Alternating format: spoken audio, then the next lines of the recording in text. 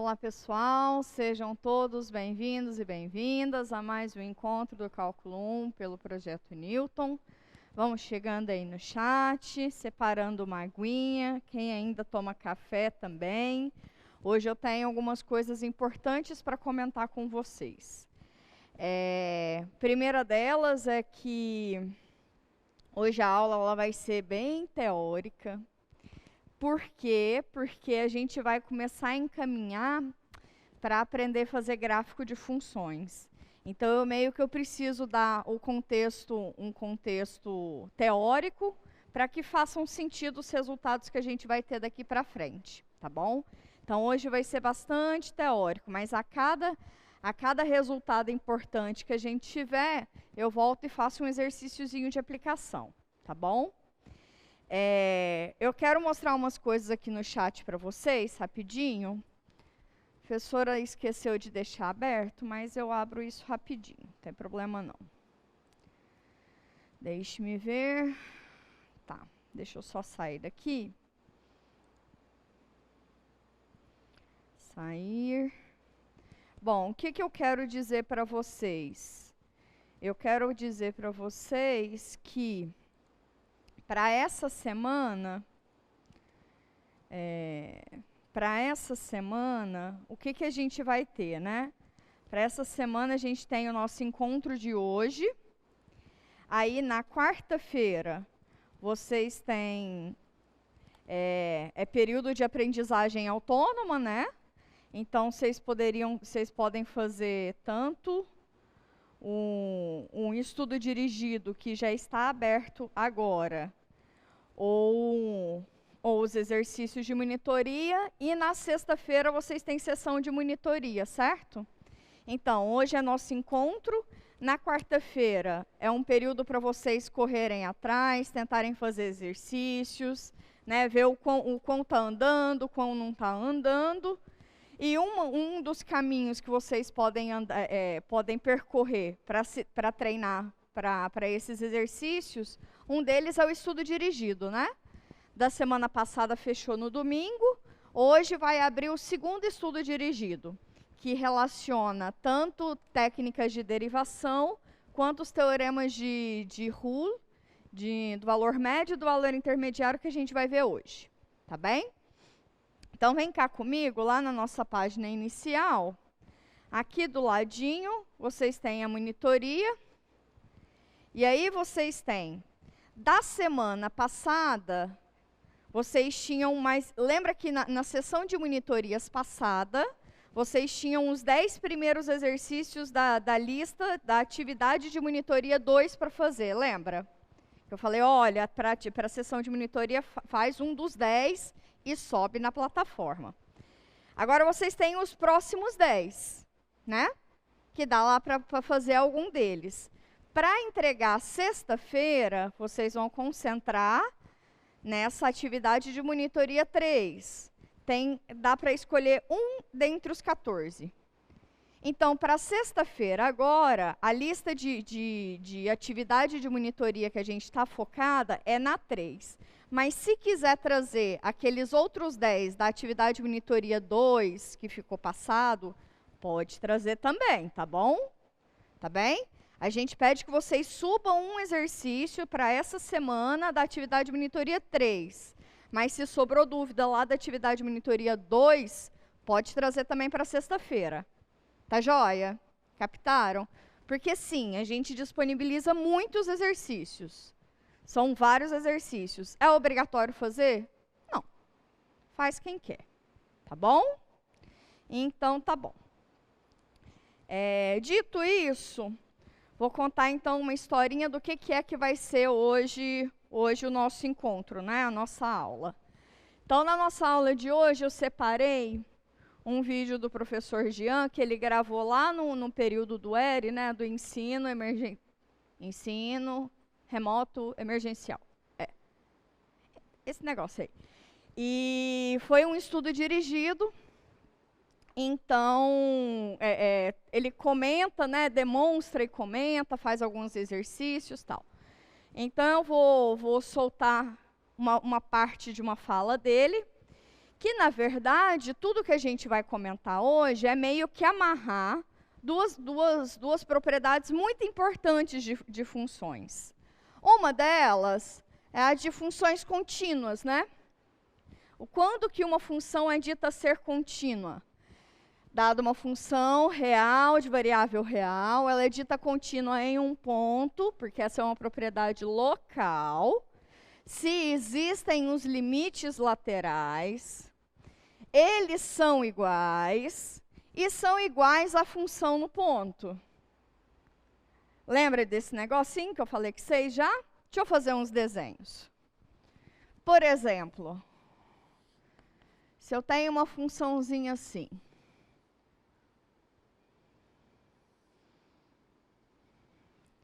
se esse aqui é meu ponto P, né? Esse aqui é meu ponto P. A função vem de algum lugar, aqui em P, ela, antes de chegar em P, ela dá um salto e começa dali para baixo, certo? Essa função é contínua em P? Não. Por quê? Primeiro que a gente já sabe daquela noção de tirar o lápis do papel, né? Estava perto de P, eu já tirei o lápis para descer ele. Então, ela está definida embaixo. Se a gente pensar como limite, só na ideia intuitiva de limite, o limite de x tendendo a P pela direita da função existe e vai dar esse ponto, não é? O limite de x tendendo a P pela esquerda está dando esse ponto aqui. Então, os dois são diferentes, certo? Então, a função não é limitada nesse ponto.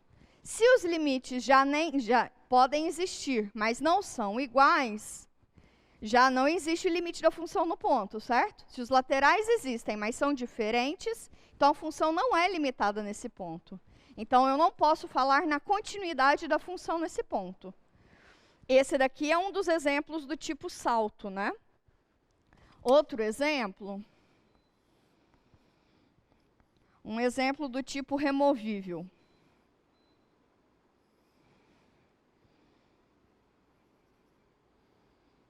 Percebam como eu fiz essa função?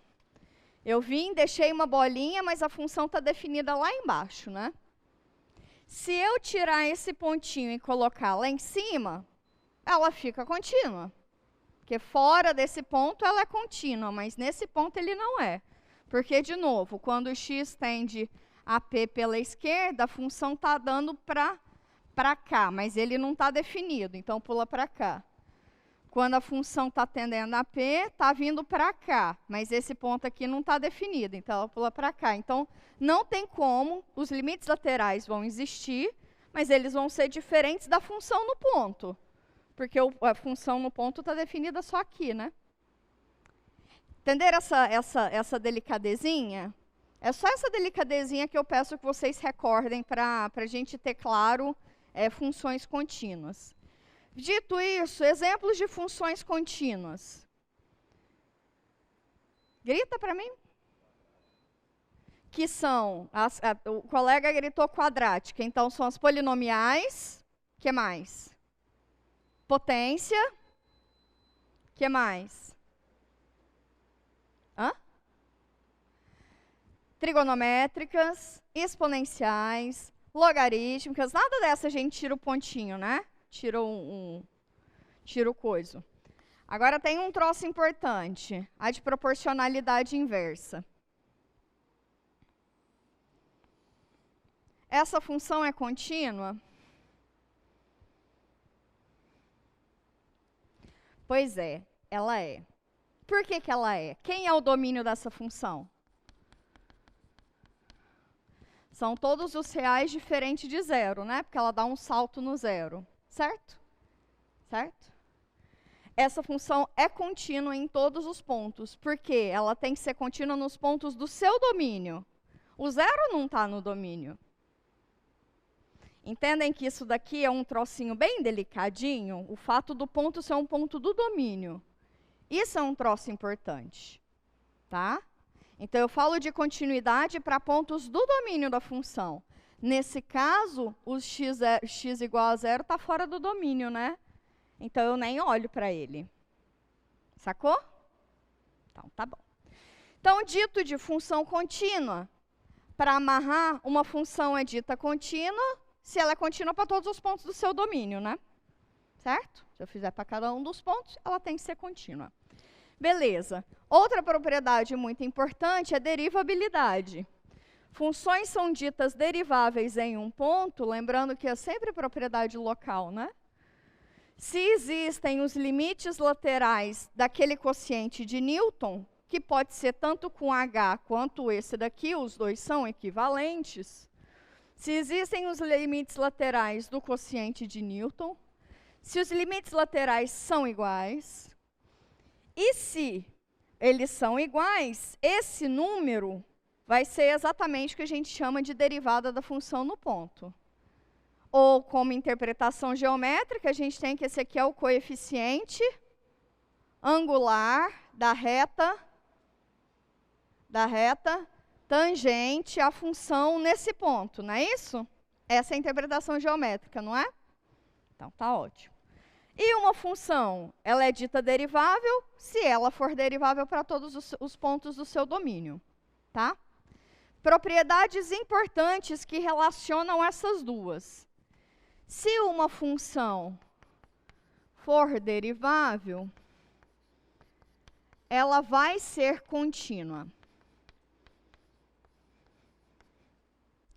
Mas continuidade não implica derivabilidade. Exemplo clássico, função modular.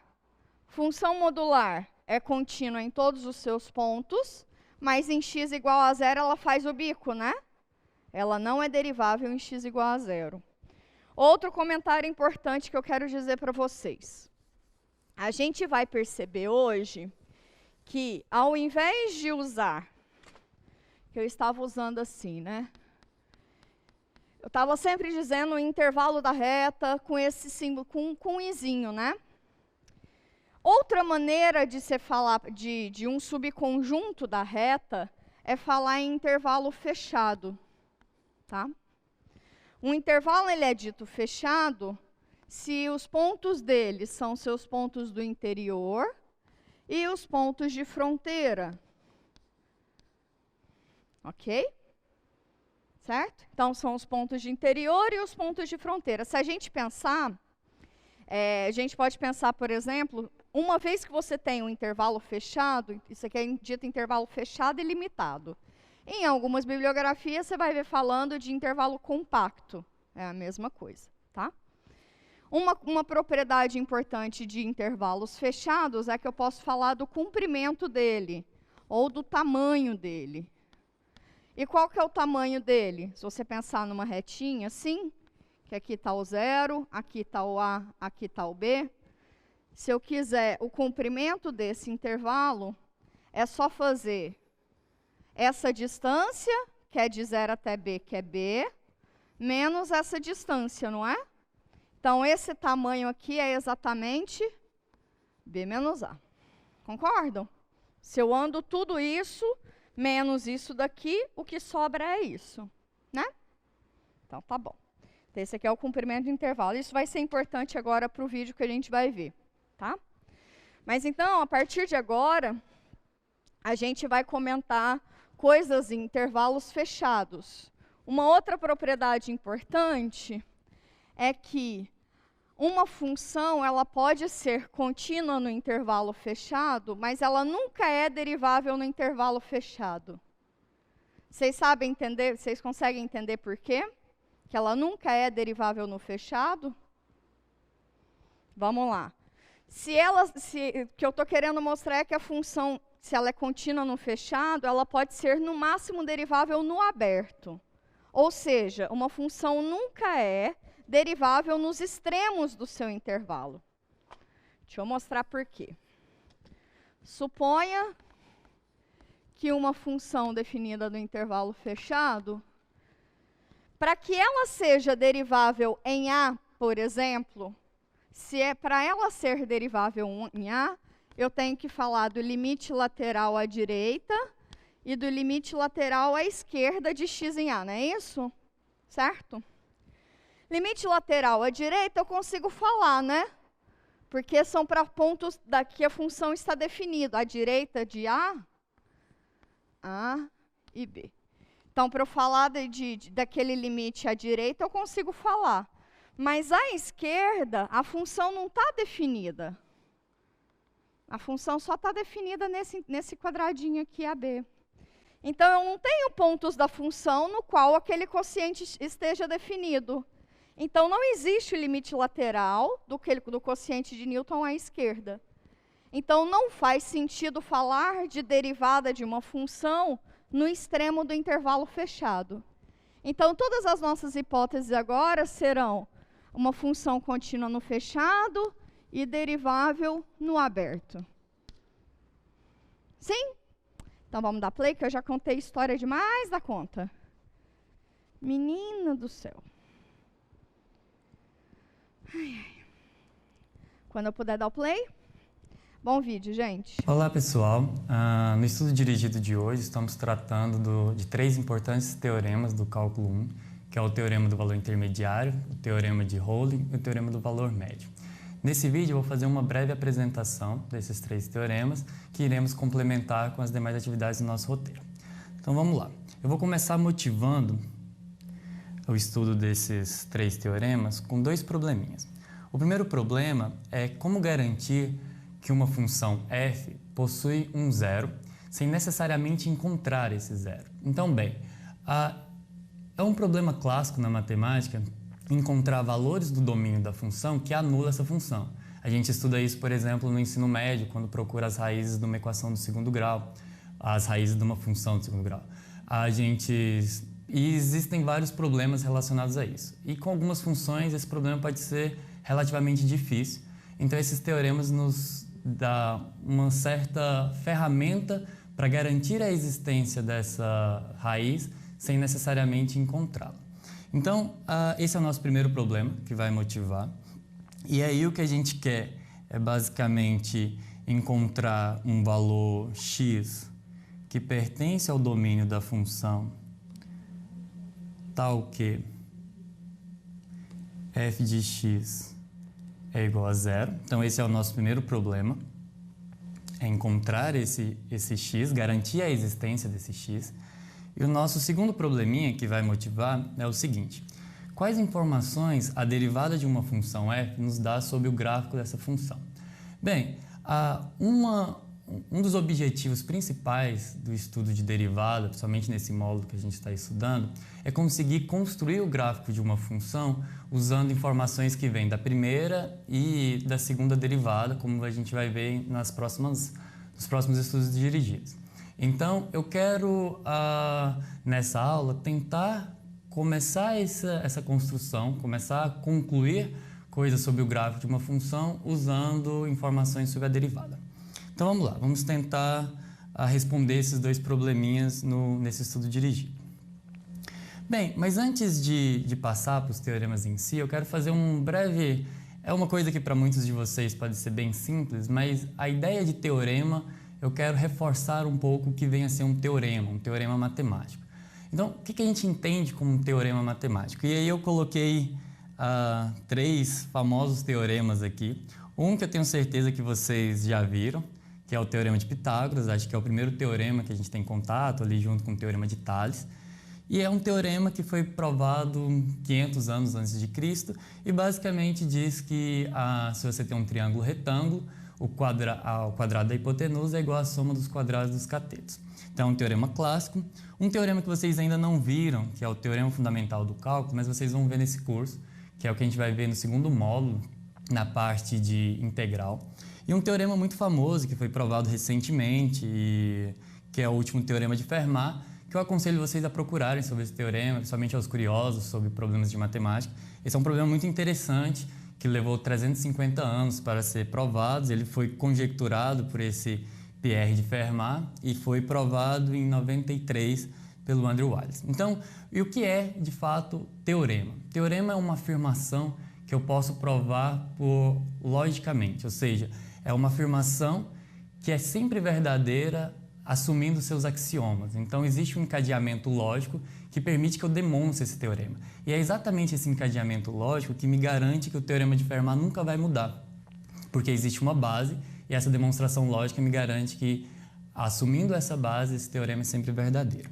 Então, isso é muito importante. E a gente vai falar um pouquinho mais sobre como trabalhar com teoremas nesse estudo dirigido. Então, vamos lá.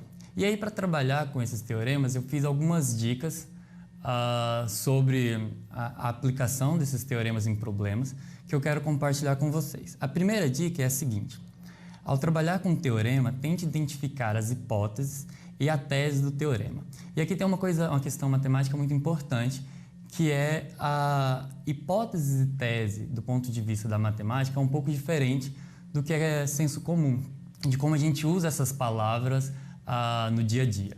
Hipóteses para a gente é aquilo que a gente vai assumir que é verdadeiro, é aquilo que a gente já tem, é aquilo que o teorema, em geral, a gente diz que é o que vem antes do então, é aquilo que eu estou assumindo como verdade. E a minha tese é aquilo que vem depois do então, que é a minha conclusão, ou seja, assumindo isso, tais coisas, o que eu consigo garantir. Então é muito importante fazer essa diferenciação do que é hipótese em um teorema e o que é a tese do teorema, ou seja, o que eu preciso ter para garantir uma determinada conclusão. Então essa é a nossa primeira dica. Nossa segunda dica é a seguinte: verifique se o problema que você está estudando satisfaz as hipóteses do teorema antes de aplicá-lo. Isso é muito importante porque se eu quero aplicar um determinado teorema, eu preciso garantir que as hipóteses, ou seja, aquilo que vem antes do então do teorema, foi satisfeito. E a minha terceira dica é: cuidado para não trocar hipótese e tese. Isso é uma coisa que acontece muito na aplicação de um teorema, quando eu, uso a tese como se fosse a hipótese e não é, e às vezes esse teorema não é o que a gente chama de teorema se e somente se, que eu posso trocar a ordem de tese e hipótese. Bem, então, dito isso, vamos para o nosso primeiro teorema. Nosso primeiro teorema diz o seguinte, é o teorema do valor intermediário. Suponha que f seja contínua em um intervalo fechado AB e seja m um número qualquer entre f de A e f de B, com f de A diferente de f de B. Então, existe um C no intervalo aberto AB, tal que f de C é igual a m. Então, peraí, vamos lá às nossas dicas.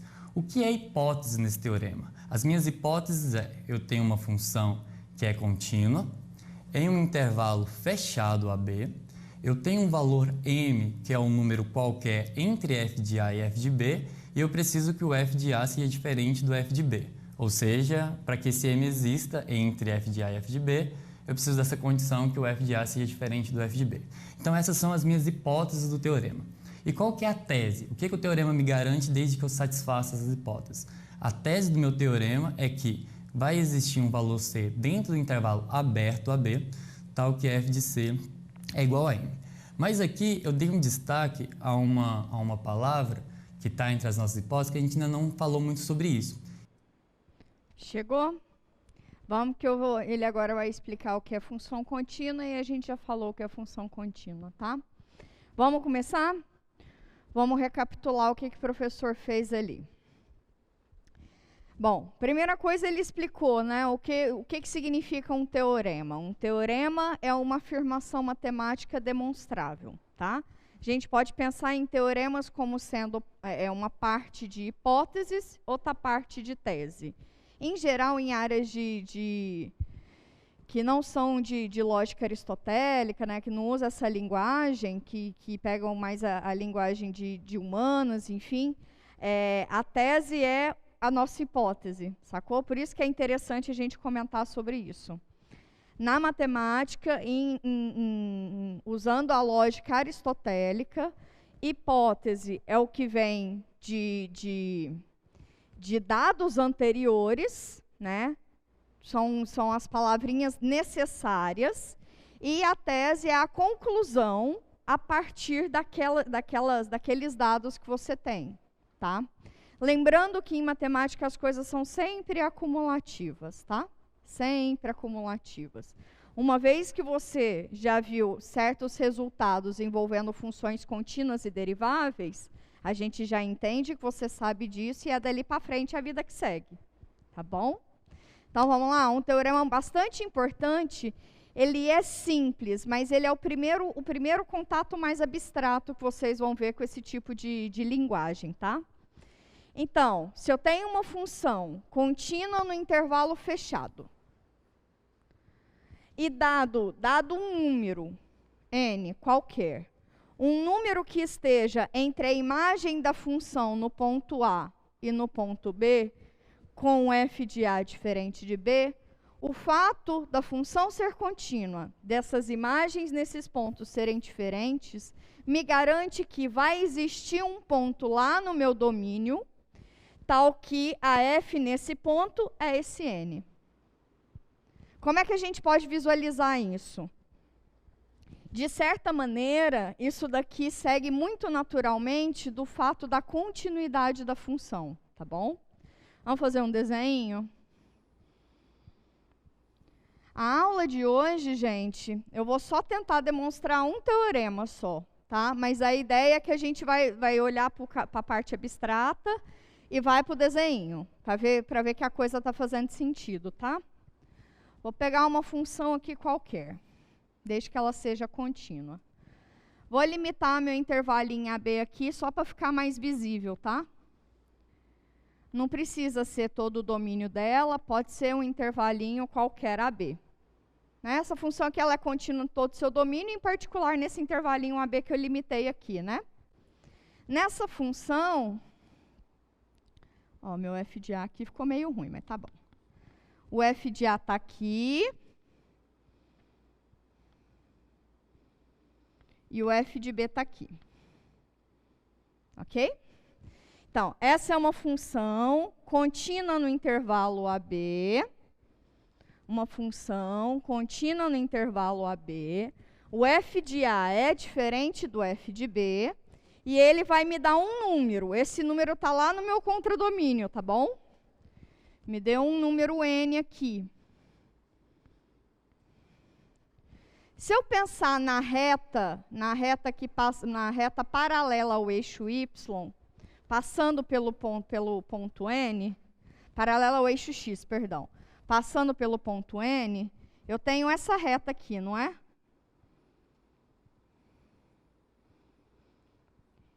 Certo? Eu tenho essa reta aqui. Nesse pontinho que eu fiz xizinho, eu olho para aqui no eixo das abscissas. Ele me dá um ponto, que a gente chama de ponto C, que está dentro do intervalo AB. E quem é f de C? É n. Sacou? Então, o fato de as imagens serem distintas, a função ser contínua no intervalo AB, tá? Me garante que, dado um ponto lá no meu contradomínio, ele sempre vai ser imagem de alguém aqui no meu domínio. Para qualquer ponto que eu te der no contradomínio, dentro dos extremos do intervalo, para qualquer ponto que eu te der dentro do contradomínio, eu garanto alguém lá no meu domínio que a imagem dele vai ser esse ponto. Em outras palavras, o que a gente quer dizer é que a imagem de um intervalo por uma função contínua é sempre um intervalo. Lá nas notas vocês vão ver intervalo conexo, intervalo convexo, não precisa preocupar, que senão isso aí foi só curiosidade. Mas, em outras palavras, é que funções contínuas vão levar intervalos em intervalos, tá? Porque é como se eu pudesse fazer isso para todo ponto. Se eu faço para todo ponto, eu estou levando intervalo em intervalo. Para cada ponto que eu te der aqui no meu contradomínio, dadas essas condições, para cada ponto que eu te der aqui no meu contradomínio, eu garanto a existência de um no meu domínio. É exatamente isso que acontece. Essa ideia de continuidade, que é, você não tira o papel, o lápis do papel, ela meio que induz você a acreditar nisso, né? Quer dizer que para todo camarada aqui que tem imagem, vai ter alguém no domínio. É mais ou menos isso. Para cada elemento lá cada elemento lá da imagem é imagem de alguém do domínio. Sacou? Então, tá bom. Uma propriedade importante aqui. Eu poderia ter dito essa afirmação tal que n esteja entre f de A e f de B, eu poderia ter dito assim, ó. Ou f de A menor ou igual, menor só. Menor do que n, menor do que f de B. Ou f de B menor do que n, menor do que f de A. Né? No nosso caso aqui do lado, pelo meu desenho, quem é o menor? É o f de B. Nesse caso aqui, o f de B é menor que o f de A, né? Nosso caso aqui é esse aqui que está sendo satisfeito. Concordam comigo que esteja entre f de A e f de B é isso? Né? Aí vem um caso particular. E se esse n for zero? E se esse n for zero? Porque ele é um n qualquer, eu te dou esse n. Né? Eu te dou esse n. E se esse n for zero? Vamos fazer como se a gente estivesse descendo esse negócio aqui. Se esse n aqui é zero, em alguma instância quer dizer que o f de A está acima do eixo AX, e o f de B, como eu vou descer, ele vai estar abaixo do eixo AX, não é isso? Né? Isso quer dizer o n ser zero, não é? Então, a função vai ter um troço tipo assim, quer ver? Isso. Se o n é zero, esse aqui é meu f de A. Esse aqui embaixo era o meu f de B, né? Certo? Esse aqui. Ficou bem ruim isso aqui. Eu só desci o gráfico, tá? Esse aqui é o B. E esse aqui é o A. Esse aqui é o f de A. Eu só desci o gráfico. Então, esse aqui seria o meu n, igual a zero. O n ser igual a zero quer dizer que esse pontinho aqui do meio, ele vai ser o quê da função? Se o n for igual a zero, aquele pontinho lá no meio vai ser o quê da função? Raiz. Raiz. Então, um caso particular do teorema do valor intermediário é o que a gente chama de teorema de Bolzano ou teorema do anulamento, lá no quadro 3. Um caso particular. Teorema do Bolzano ou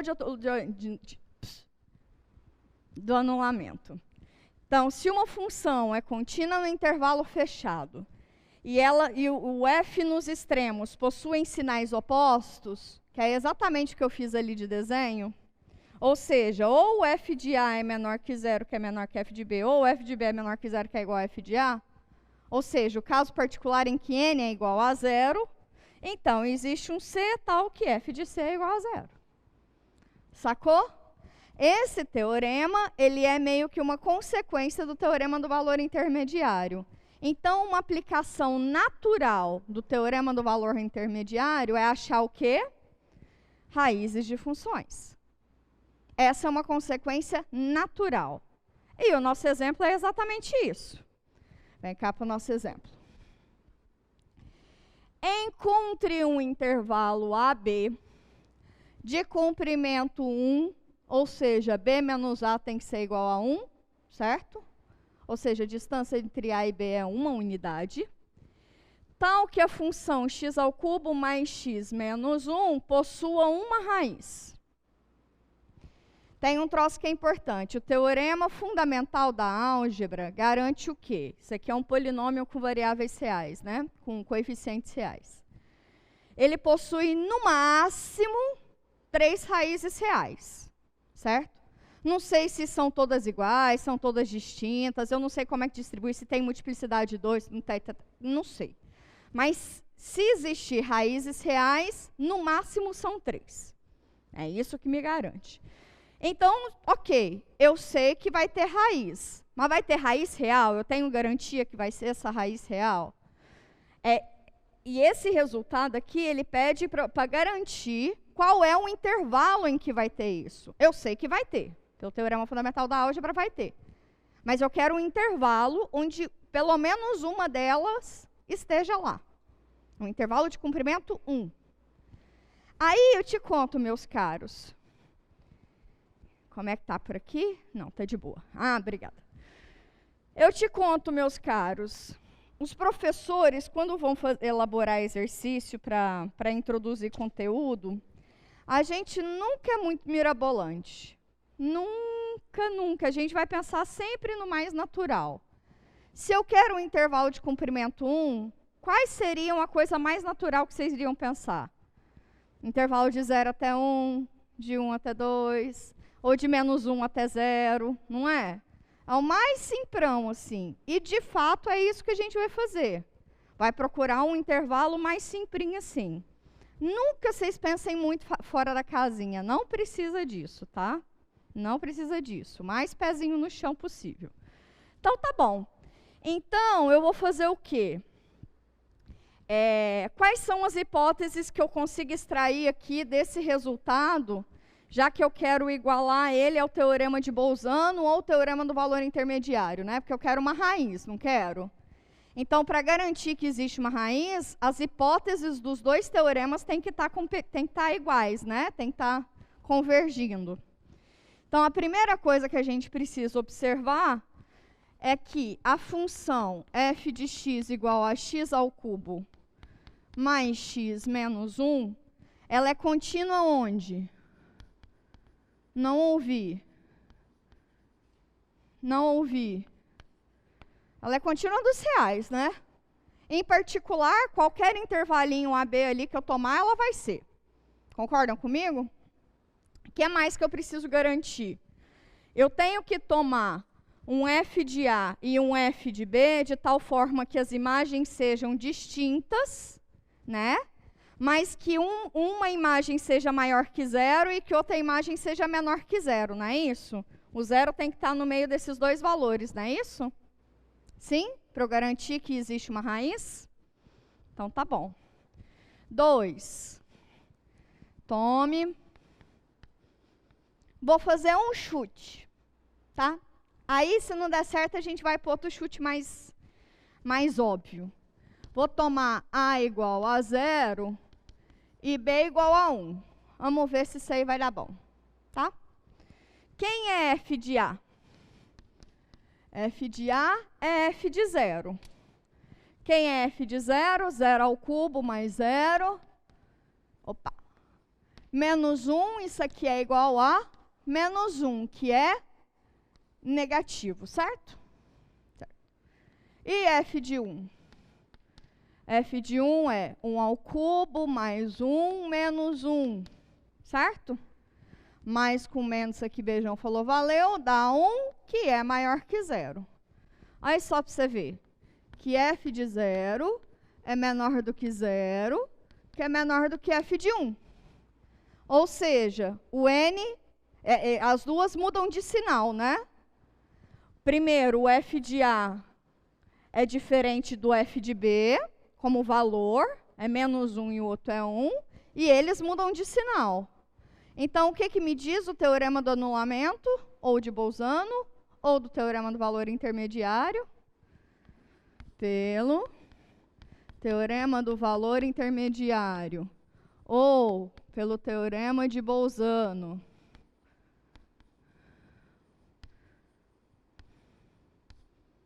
O que a gente conclui? Já que está satisfazendo todas as hipóteses, a conclusão é o depois do então, né? O que me diz depois do então? Existe um pontinho C lá dentro do meu intervalo 0, 1 aberto, né? Que o meu A é igual a 0, o meu B é igual a 1, tal que o f de C é igual a 0. Em outras palavras, eu garanti a existência de uma raiz do polinômio. Onde? No intervalo 0, 1, né? No intervalo 0, 1. Que tem comprimento 1. Qual que era meu exercício? Encontre um intervalo de comprimento 1, tal que a função possua uma raiz, ou pelo menos uma. Acabei de garantir. O intervalo é qual? De 0 até 1. Essa função vai ter pelo menos uma raiz do intervalo 0 até 1. Vocês entenderam? Sim? O que fica de moral até agora que a gente está fazendo? qualquer teorema, vocês têm que entender tanto a maneira mais explícita dele, né, formalmente, o que está escrito, quanto o que está por trás, tá? O que quer dizer isso? Quais são as implicações disso? Quais são as consequências disso? Tá bem? Esse é o mais dificinho. E isso é estudar matemática. Tá bom? Então, vamos lá para mais um pouquinho do vídeo. Deixa eu passar isso aqui para frente, para frente, para frente, para frente, para frente, para frente, para frente. Para frente, para frente, para frente, para frente, para frente, para frente. Não, menino, é lá para frente.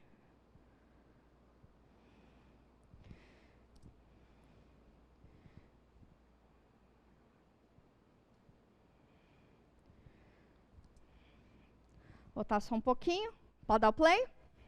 Intermediário, ok? Então a gente aprendeu um pouco de como usar o nosso primeiro teorema de hoje.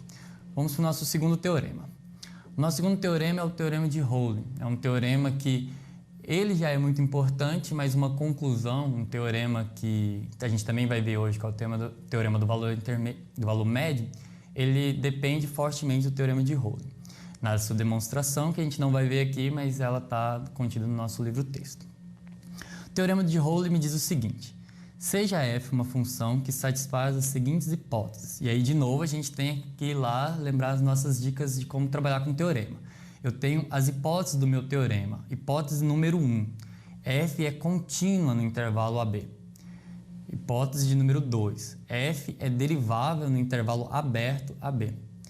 E a minha hipótese de número 3 é que o f de A é igual a f de B. O que é a minha tese? O que eu consigo concluir desde que eu tenha essas três hipóteses sendo satisfeitas? Eu consigo concluir que existe, então, um número C dentro do intervalo aberto AB, tal que a derivada de C é igual a zero. Eu gosto de ver esse teorema de um ponto de vista mais geométrico, então vamos olhar ele de um ponto de vista geométrico.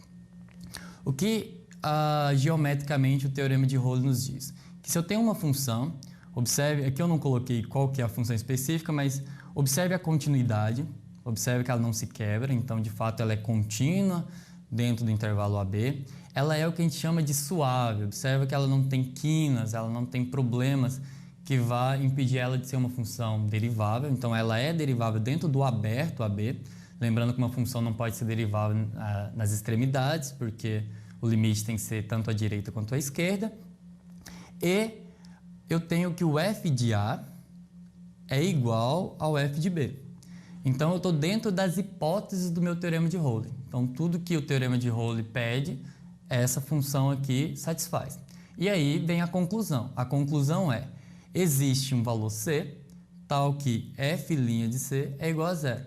Que é basicamente esses pontos que vai ser muito importante para a gente na hora de construir gráficos. No futuro, a gente vai chamar esses pontos onde a derivada se anula de pontos críticos.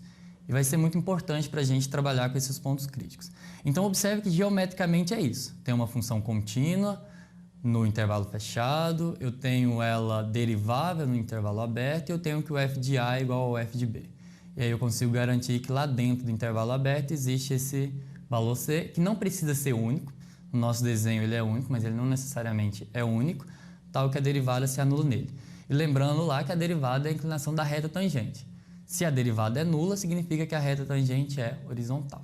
Então agora a gente entende mais ou menos o que o teorema de Rolling diz geometricamente. E aí vamos tentar tirar alguma conclusão usando o nosso exemplo de número 2. Um objeto é lançado verticalmente do solo, ou seja, o espaço inicial, o S0, é igual a zero. Após um tempo t, ele retorna ao solo. Então, S de t é igual a zero. Nessas condições, o que podemos afirmar sobre a velocidade do objeto? Então, vamos tentar desenhar mais ou menos o que aconteceu, né? Eu saí aqui do solo, então eu peguei um objeto que estava no solo e lancei ele verticalmente, ou seja, eu lancei ele sobre a reta vertical aqui. Bem, esse objeto sobe, a aceleração da gravidade traz ele de volta ao solo, então após algum tempo ele retorna, então ele cai, né? E ele, retorna aqui ao solo. E aí a pergunta é, nessas condições, o que a gente pode afirmar sobre a velocidade do objeto?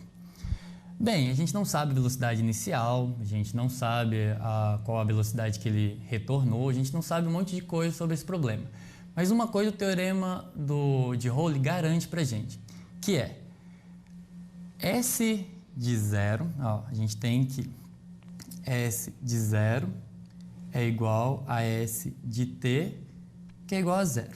Então, a minha função S tem dois valores distintos, no caso o 0 e o t, que assumem o mesmo valor na imagem, que é 0.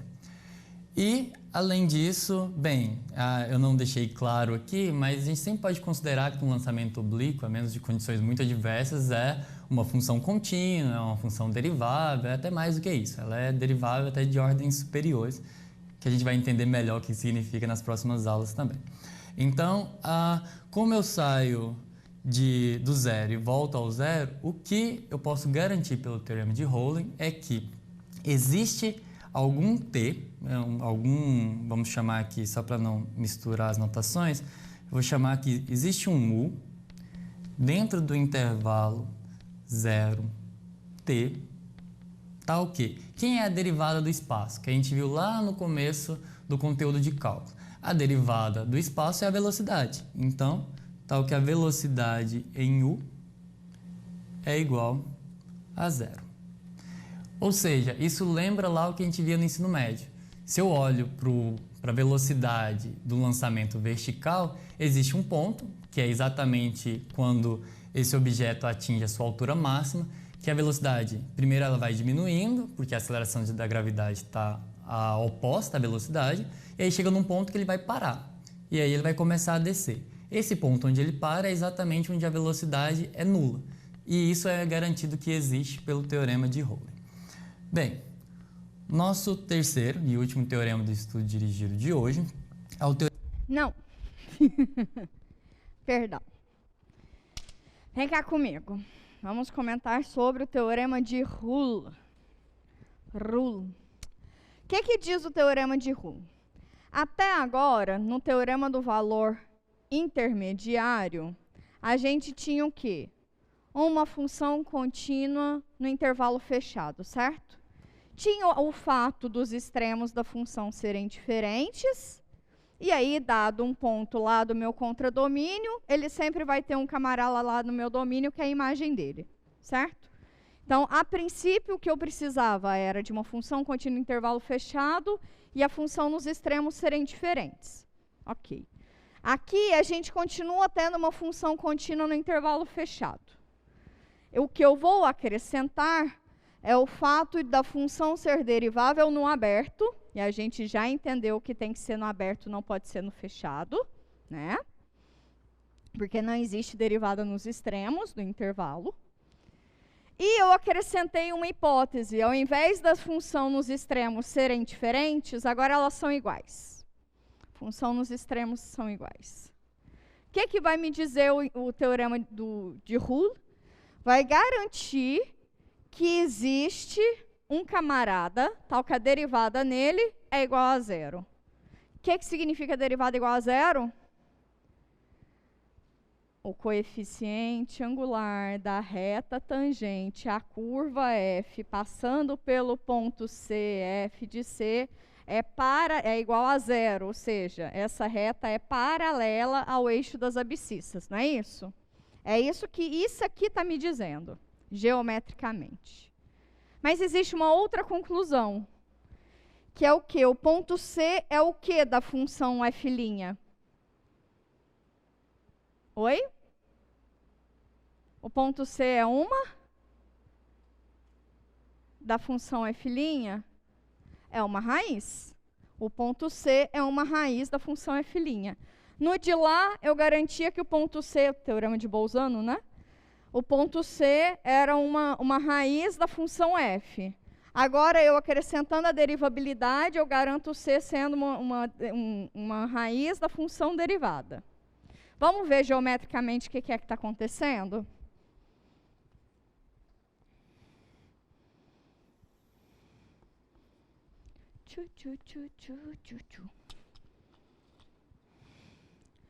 Vou fazer, então, aqui é o A, aqui é o f de A, que é igual a f de B, pela hipótese do teorema, né? F de A é igual a f de B, a função é derivável no aberto, contínua no fechado.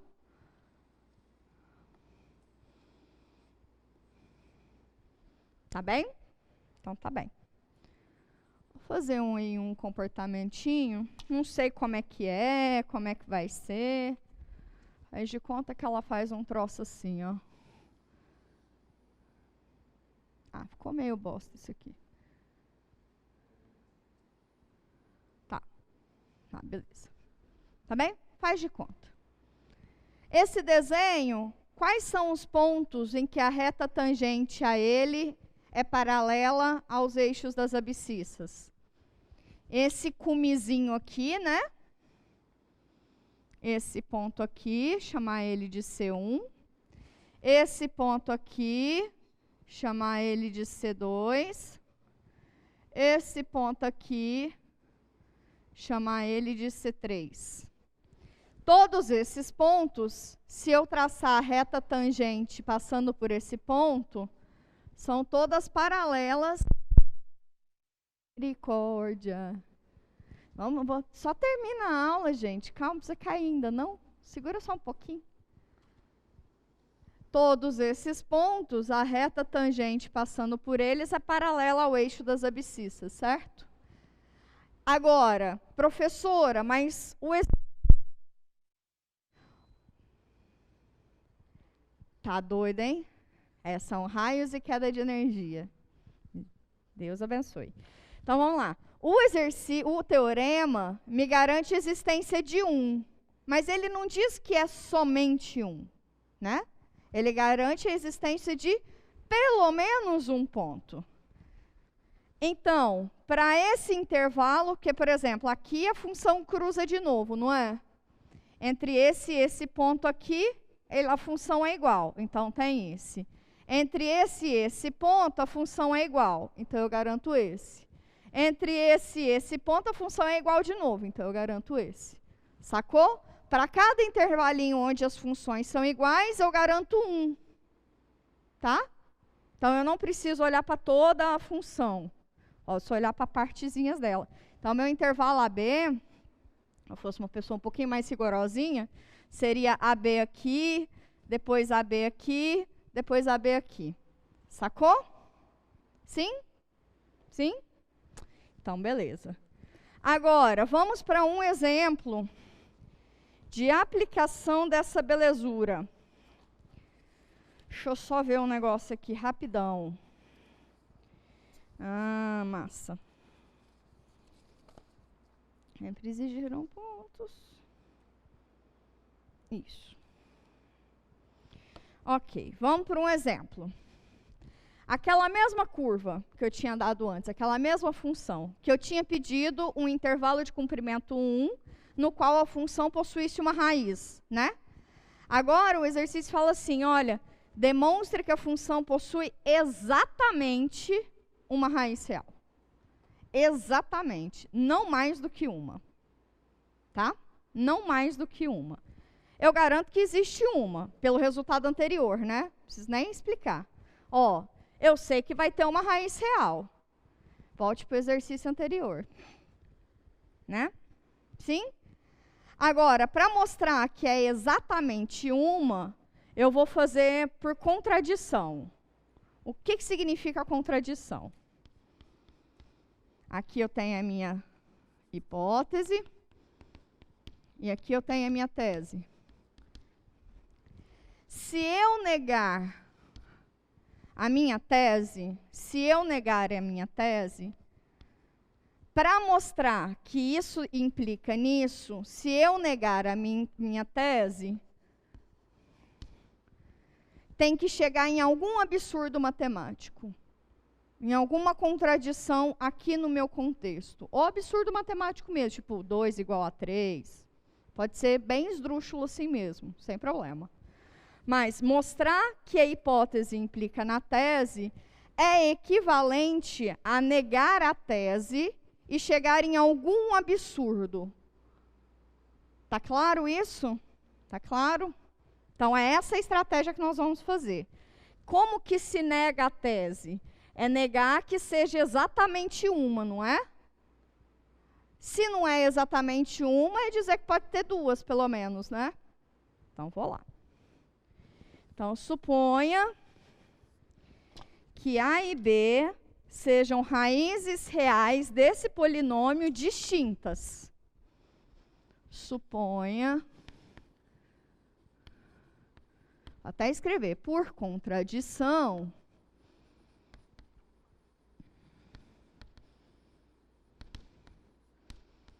que A e B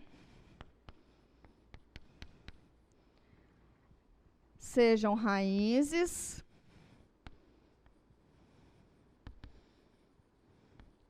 distintas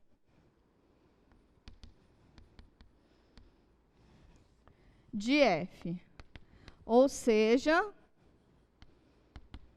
A diferente de B com F de A igual a F de B igual a 0, não é isso? Sim? Tá todo mundo entendendo para onde que eu vou caminhar? Sim? Ok, essa é uma hipótese que eu tenho e já estou encaminhando para o teorema de Ruhl, né? Por quê? Observe que essa função f, que é um polinômio, é contínuo para todos os reais, não é? Concordam comigo? Sim? Sim? Polinômio é contínuo para todos os reais. Em particular, ela é contínua para o intervalo AB aqui que eu tomei, né? Para A distinto, eu posso até tomar A menor que B. Certo? Observe que F é contínua em AB. Certo? Como é polinômio também, é derivável no aberto também, né? E derivável no aberto.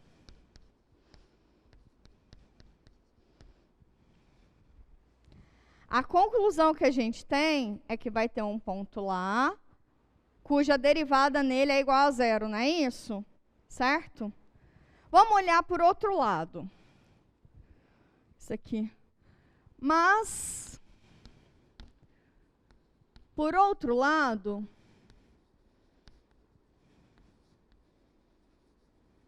quem é a função derivada dessa função? Hein? Não ouvi.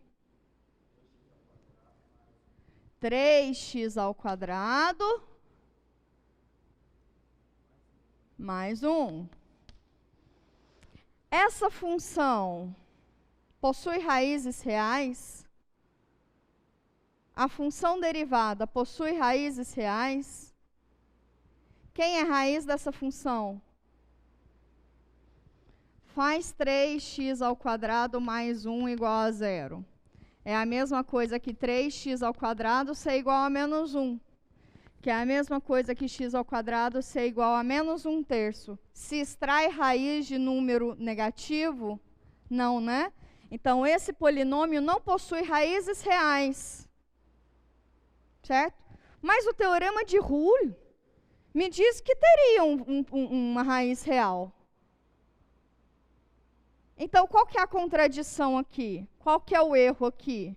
É supor que as duas raízes existissem duas raízes distintas. Vocês viram que a gente caiu numa contradição? Viu que a gente estava encaminhandinho, bonitinho, para ir usar o teorema de Ruhl. Só que a função derivada dessa função é estritamente positiva, não é? Qualquer número aqui que você colocar, menos 5, vai dar positivo. Qualquer número que você colocar, positivo ou negativo, essa função é sempre positiva. E não possui, e portanto, não possui raízes reais.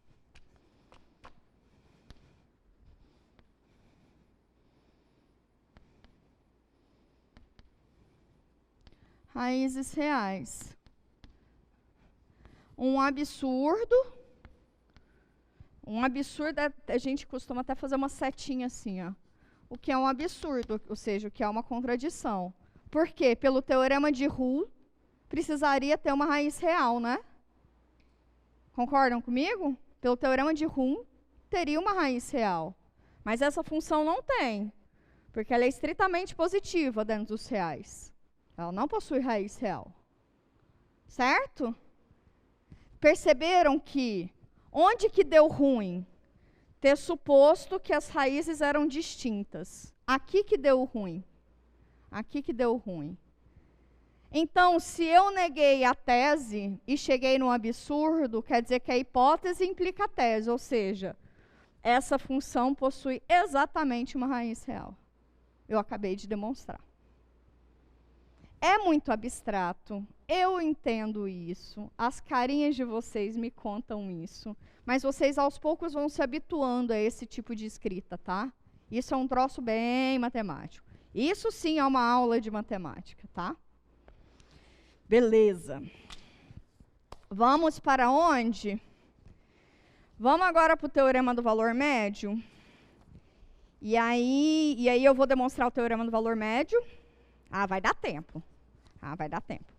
Vou demonstrar o teorema do valor médio, porque a gente vai até que hora? 6h20? Ih, menino, a gente tem tempo até. Então, a gente vai demonstrar o teorema do valor médio, vai comentar todas as consequências dele, e aí a gente amarra o encontro de hoje. Tá bem? Alguma dúvida do que a gente fez até agora? Alguma dúvida, algum comentário? Melhor trazer na sexta-feira para discutir com os monitores. Vocês vão ver que lá na lista da sessão de monitorias agora, tem muita aplicação do teorema do valor médio, teorema do valor intermediário e do teorema de Rolle, tá bom? O teorema de Rolle, ele é muito mais usado, essa daí foi uma aplicação imediata dele, tá? Garantia a existência de apenas uma raiz, por exemplo. Mas o teorema de Rolle, ele é muito mais enunciado para a gente poder demonstrar o teorema do valor médio.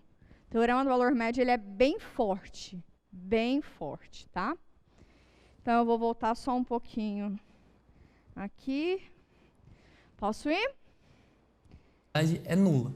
E isso é garantido que existe pelo teorema. Vocês vão ver ele aqui, vocês vão ver outras versões dele no cálculo 2, e ele tem várias aplicações. Então, o que diz o teorema do valor médio? Vamos de novo lá, nossas hipóteses e o que é a nossa tese. Seja f uma função satisfazendo as seguintes hipóteses. F é contínua no intervalo fechado AB, f é derivável no intervalo aberto AB, então existe um número C dentro do intervalo aberto AB, tal que a derivada em C é exatamente a inclinação da reta que passa por f de B, B e f de A, A. Lembrando que a inclinação de uma reta secante é dada por a variação em Y sobre a variação em X. Uma outra forma de ver isso, que é análoga, é a seguinte. Eu posso refazer essa conta aqui e posso concluir de maneira análoga que f de B menos f de A é igual à derivada calculada em C, que multiplica B menos A. Esse teorema é muito importante para a gente e, de novo, eu acho que é importante ver ele geometricamente. Então, geometricamente, o que eu estou dizendo é o seguinte. Eu tenho aqui a inclinação da reta secante, lembra lá, f de B menos f de A, sobre B menos A. Então, isso me dá a inclinação dessa reta pontilhada. Estão vendo? Essa reta pontilhada tem como inclinação variação em Y, variação dividida pela variação em X. O que o teorema do valor médio nos diz é que se eu tenho essa reta, se eu tenho uma função que é contínua no intervalo AB, derivável no interior desse intervalo, então vai existir algum ponto, que é esse C aqui em vermelho, tal que a reta tangente, essa reta vermelha aqui, que é a reta tangente, que tem como inclinação a derivada em C, ela é paralela a essa minha reta secante. Então é exatamente isso. E aí também é uma coisa que é um pouco intuitiva. Observa que a continuidade dessa função f e o fato dela ser derivável, ou seja, ser relativamente suave, me permite pegar essa reta pontilhada e meio que deslocando ela até encontrar um ponto onde ela não vai mais tocar o meu gráfico. Esse ponto, de certa forma, isso é mais intuitivo do que a demonstração real, mas esse ponto é exatamente um ponto onde a reta tangente é paralela à minha reta secante. Então, por isso que eu gosto de ver isso do ponto de vista geométrico. Vamos aplicar esse nosso teoreminha da seguinte forma. Considere uma função f de x igual... Exemplo aí nós vamos fazer juntos. Tá, depois eu termino de escrever isso aqui. Então, vamos lá. O teorema do valor médio nos diz o seguinte. Dada uma função real de variável real, contínua no fechado e derivável no aberto. O teorema de Rule diz que quando os extremos da função são iguais, a derivada em algum ponto lá é igual a zero, certo?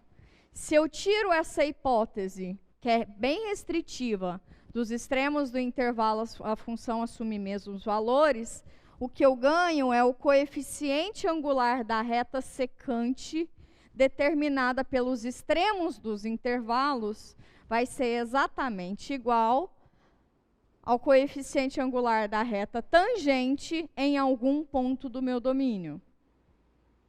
Como caso particular, se eu tenho f de A igual a f de B, isso aqui é igual a zero, não é? Então, como caso particular, o teorema de Rule entra como um caso particular do teorema do valor médio. Conseguem visualizar? Se o f de A é igual a f de B, a derivada é igual a zero. Tá? Então, esse aqui é bem mais geral. Dado uma função contínua no intervalo fechado, derivável no intervalo aberto, existe um ponto do meu domínio tal que a derivada nesse ponto, esse valor, a derivada nesse ponto, é exatamente igual ao coeficiente angular da reta determinada pela secante, da secante nos extremos dos intervalos, certo? Porque f de A eu tenho e f de B eu tenho. Se eu tenho f de A e tenho f de B, eu tenho o coeficiente angular da reta secante passando por esses dois pontos. Não é isso? Como é que a gente pode visualizar isso geometricamente? Porque isso é muito importante para a gente. E, na verdade, a sacada geométrica é o que vai nos ajudar na demonstração desse teorema, tá bom? Antes de visualizar ele, uma maneira de escrever aquele quociente é isso, né? F de B menos F de A é igual a F' de C, B menos A. Pode ser que na literatura vocês vejam isso. É a mesma coisa, né? Ok. O que eu acabei de dizer, eu escrevi em palavras, né? O coeficiente angular da reta secante, passando pelos pontos A e B, é o mesmo que o coeficiente angular da reta tangente em algum ponto da função. Um desenho. Desenho para nós.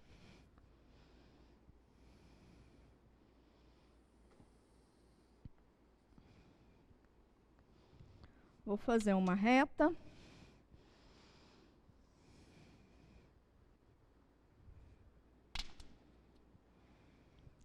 De boa, né? Fazer uma função.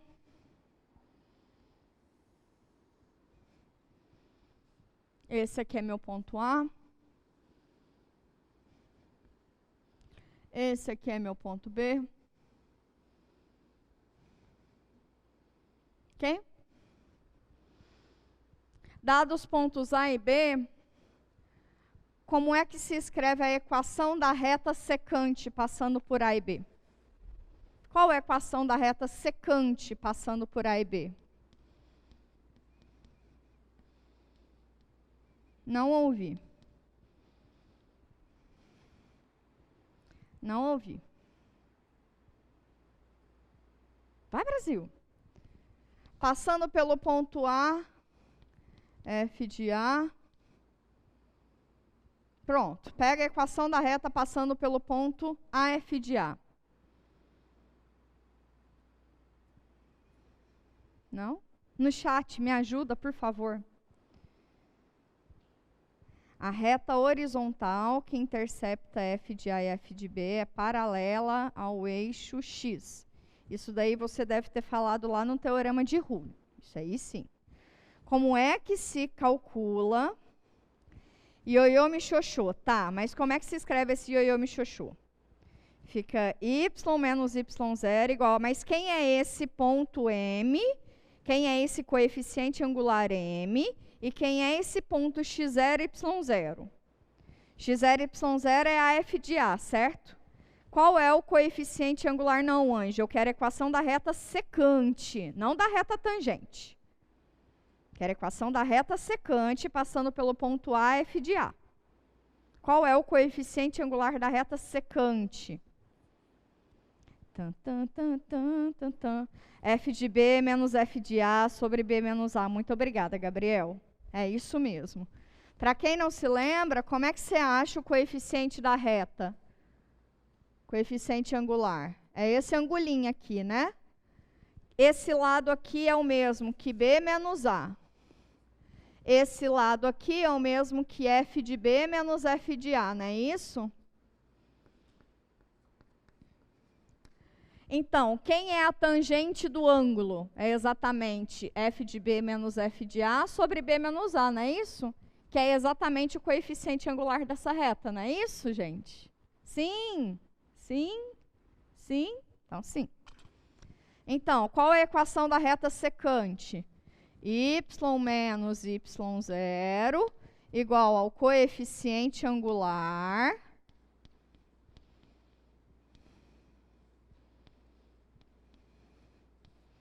x menos x0. Todos de acordo? Sim? Agora, faz o seguinte. Pega retas paralelas a essa reta. Essa daqui vai ser uma reta paralela, por exemplo. Essa daqui vai ser uma reta paralela, por exemplo. Ô, professora, tá puxada, hein?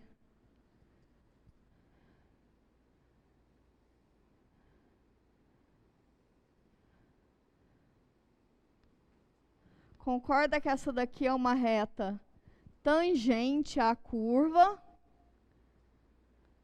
que é paralela com muito olho de Tandera, mas que é paralela à reta secante, certo? Muito olho de Tandera, mas é paralela, certo?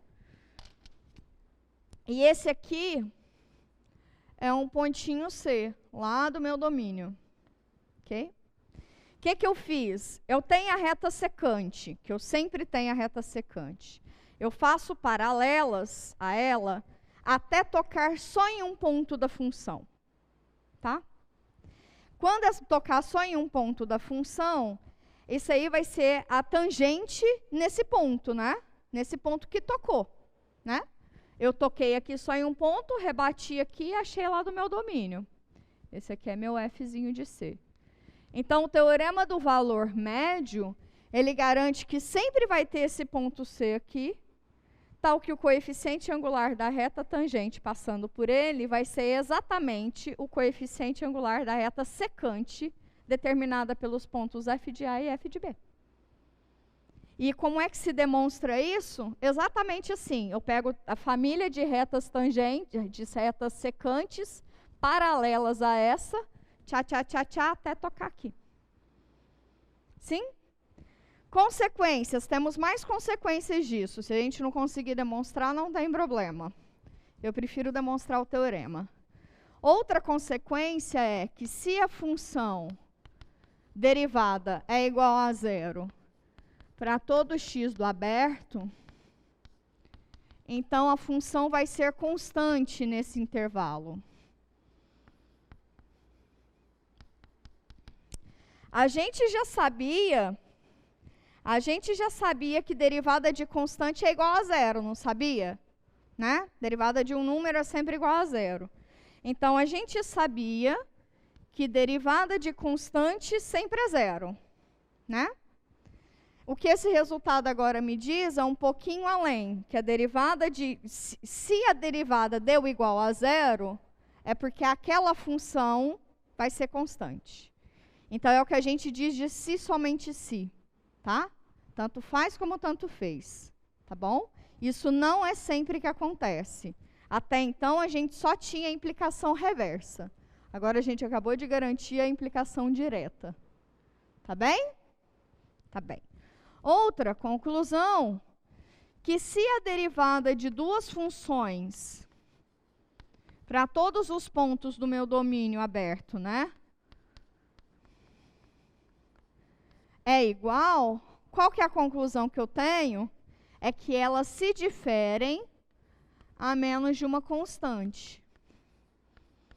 Ou seja, vai existir um Czinho, que é um número, tal que a f é igual a g mais esse número. Se você deriva, você volta para cá também, né? Então, vale o se somente se. Certo? A volta, a gente já tinha a volta. A implicação reversa, a gente já tinha. Agora, o que a gente fez é mostrar a implicação direta, tá? Esse daqui se demonstra a partir desse. E esse aqui se demonstra a partir desse. Tá? Tá bem? Entende como é que vem daqui? Quando que isso aqui é, se isso aqui vale igual a zero para todo ponto, quer dizer que para todo ponto A e B, A diferente de B, f de A é igual a f de B. Logo, ela é constante. Tá bom? É meio diretão assim mesmo, por isso que fica meio chato. Então, vamos demonstrar? Dá tempo? Dá tempo.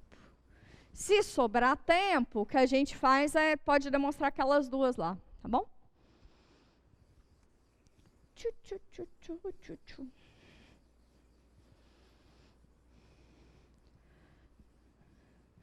Bom, se a gente já tem a equação da reta, vamos recordar quais são as nossas hipóteses lá do teorema do valor médio? As minhas hipóteses são: a função é contínua no fechado e derivável no aberto. Apenas isso.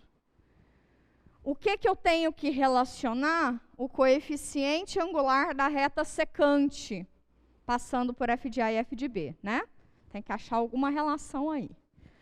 O que o nosso desenho já nos induz é que, se eu olhar para toda a família de retas que sejam paralelas a essa secante, certo?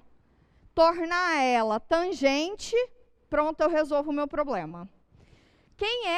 Concordam comigo que se essa daqui é a reta secante, passando pelo ponto f de A, f de B, certo? Se eu passar esse f de A para a banda de cá,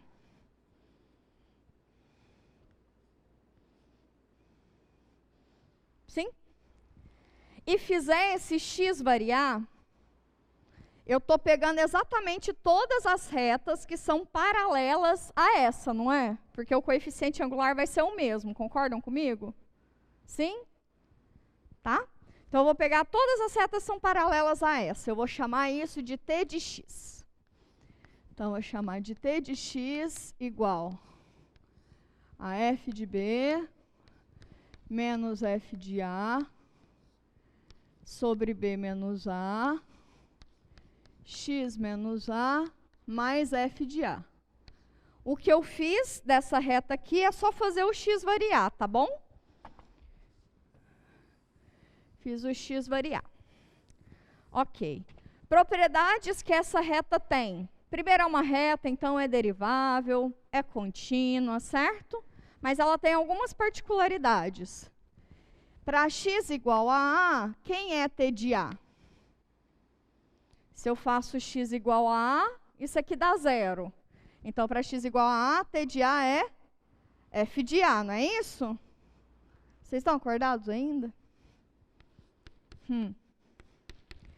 E t de B? Quando eu faço x igual a B, x menos B, estou multiplicando e dividindo, isso aqui dá 1. Então, fica f de B menos f de A mais f de A. Então, isso aqui fica f de B, certo? Tá bom. Aí, eu vou construir uma função auxiliar. Isso a gente faz muito em matemática também. Vou construir uma função auxiliar e chamar ela de g de x igual a f de x menos t de x. Tá bom? Certo? Daria até para substituir ali, mas não vou juntar não, porque senão fica feio demais. Estou querendo coisa feia aqui não. Como a função f e a função t são deriváveis, a função g é derivável, certo? Como a função f e a função t são contínuas, a função g também é contínua, certo? Vamos ver o que acontece no extremo do intervalo AB? Opa. Quem é g de A? G de A é f de A menos t de A, certo? Mas t de A é igual a f de A. Então, f de A menos f de A é 0. Então, g de A é 0. G de B. G de B é f de B menos t de B. Mas quem é t de B? T de B é f de B. Então, é f de B menos f de B, que é 0. Então, g de A é igual a g de B, que é igual a 0. Qual é o resultado que dá para a gente usar aqui? A G é derivável no aberto, contínua no fechado, e os extremos dos intervalos são iguais. Então, teorema de Joule? Sim? Teorema de Joule? Como a G é contínua em AB e derivável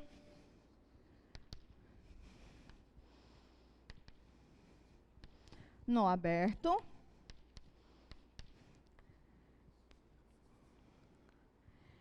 e, além disso,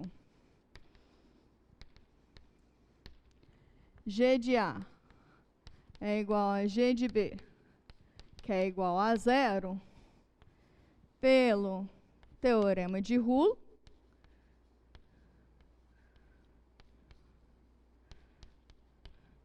existe um ponto C lá no meu intervalo aberto, tal que G' de C é igual a 0, não é isso? Mas quem é G' de C?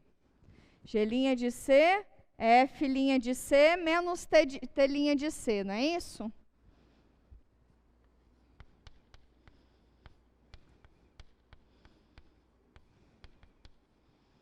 Quem é a derivada da função t em x, né? E aí ali eu particularizo para x igual a c. Quem é a derivada de uma reta? O que é a derivada de 2x? Derivada de 2x? 2. Derivada de 2x mais 5? 2, né? É a mesma coisa que acontece aqui, né? Porque o x só está de cá, aí depois vai aparecer um número mais outro número, né? Então, a derivada dessa função toda aqui é só o coeficiente angular, não é isso? Lembrando que essa função ela é linear, ela é uma reta, né? Então, a derivada dessa função aqui é só esse coeficiente aqui, tá? Então, esse coeficiente já é um número. Então, fazer x igual a c não altera nada, é o mesmo número, concorda? T' de x é esse número, então T' de c é esse mesmo número, certo? Então, tá bom. Então, quer dizer que F' de c menos f de b menos f de a sobre b menos a é igual a 0. O que eu mostrei? Que existe um ponto C no intervalo aberto, tal que a derivada em C é exatamente o coeficiente angular da reta secante determinada pelos pontos f de A e f de B. Ok? Sim? Sim? A aula de hoje, ela é mais sofisticadinha mesmo, sim. Ela é mais rigorosinha mesmo, ela exige mais de vocês. Dá para eu fazer? Dá para eu fazer um exercício. Vamos fazer um exercício que é de aplicação do teorema do valor médio e que ele já vai dar uma margenzinha para o nosso próximo conteúdo, que vai ser só semana que vem, mas ele já vai dar uma margem para isso, tá?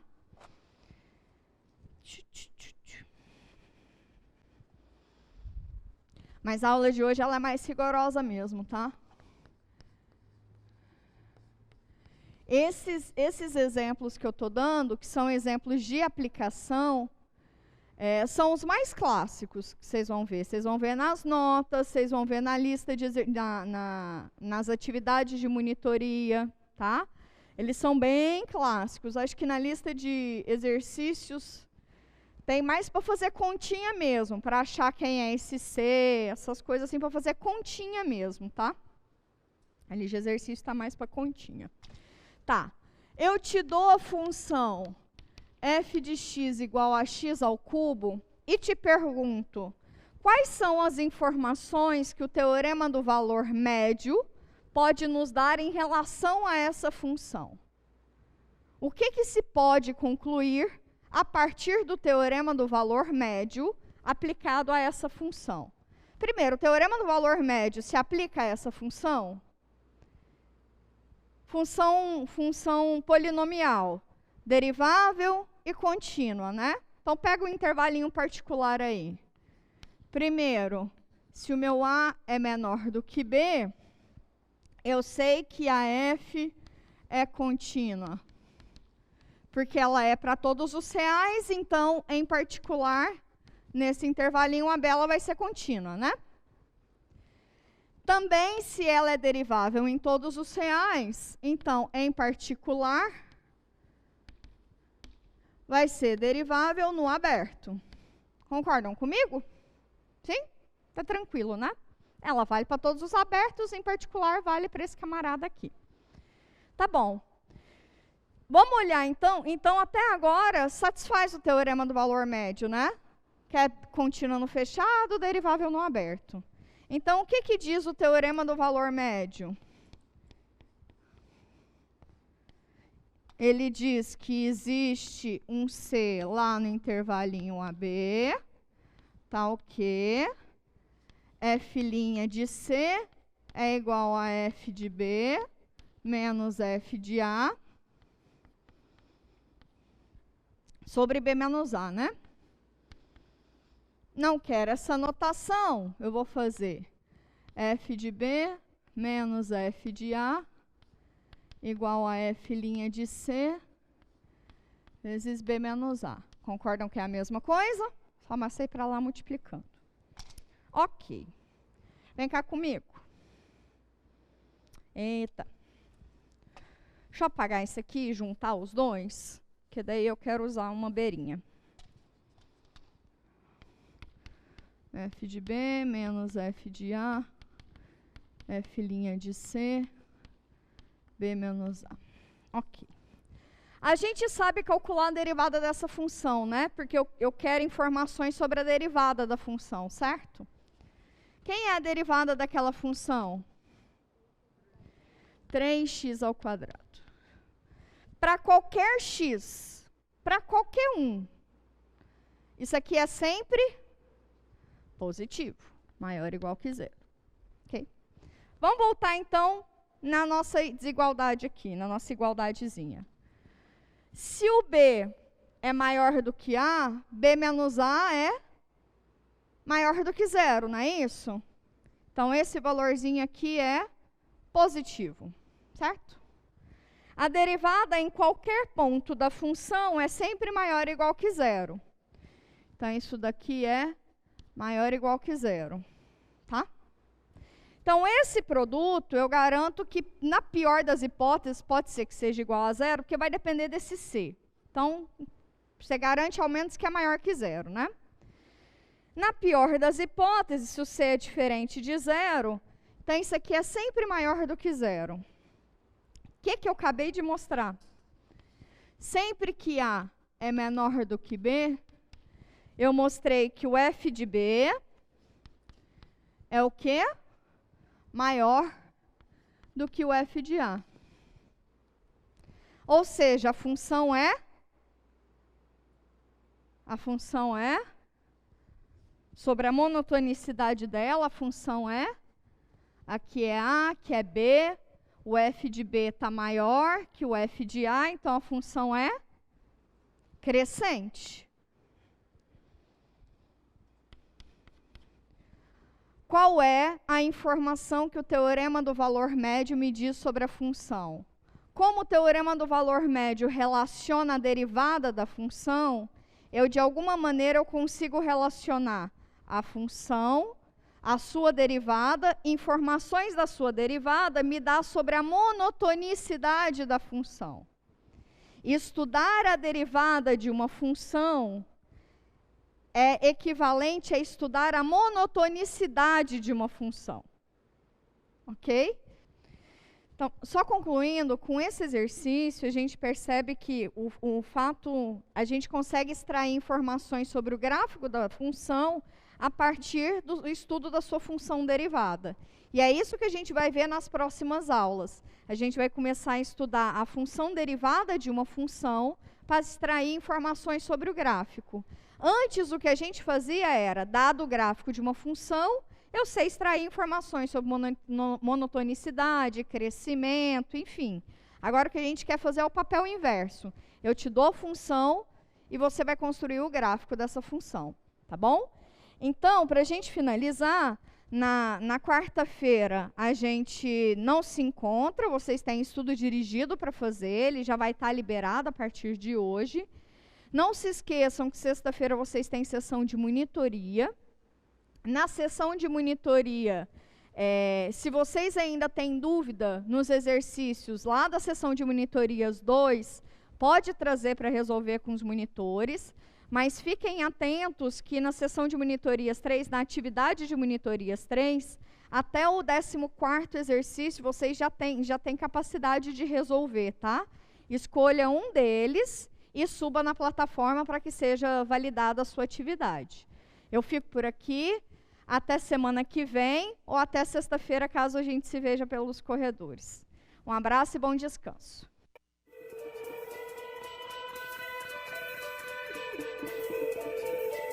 O que você achou da aula de hoje? Ainda ficou com dúvidas? Procure os monitores do projeto. Eles estão prontos para ajudar. Aproveite todos os nossos recursos. Acesse a sala de aula do Moodle e assista aos vídeos. Bons estudos e até logo!